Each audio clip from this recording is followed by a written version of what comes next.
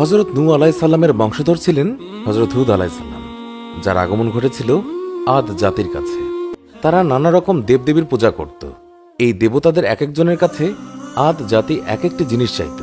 তারা ছিল বিশাল সুঠামদেহী এবং বিশাল বপুসম্পন্ন। তারা পৃথিবীতে অযথাই অহংকার করত এবং বলতো, আমাদের যে শক্তিধর কে আছে? আল্লাহ তাআলা কুরআন মাজিদে বলেছেন, এমন দীর্ঘকায় এবং শক্তিশালী জাতি ইতিপূর্বে পৃথিবীতে সৃষ্টি হয়নি। মাত্র কয়েক পুরুষ আগে ঘটে যাওয়া নূহ সর্বগ্রাসী প্লাবনের কথা তারা পুরোপুরি ভুলে গেল। এমত অবস্থায় আল্লাহ রাব্বুল আলামিন এই জাতির কাছে তাদের হেদায়েতের জন্য হযরত হুদ আলাইহিস সালামকে প্রেরণ করেন। আল্লাহ পাক পবিত্র কোরআনে ঘোষণা দিয়ে জানিয়ে দেন যে হুদ আলাইহিস সালাম আদ বংশীয় লোক। তিনি স্বীয় কওমকে এক আল্লাহর দিকে ডাকা শুরু করলেন, এক আল্লাহর একত্ববাদের দাওয়াত দিতে লাগলেন। কিন্তু আদ জাতির লোকেরা হুদ আলাইহিস সালামের কথা শুনে ঠাট্টা বিদ্রুপ শুরু করে।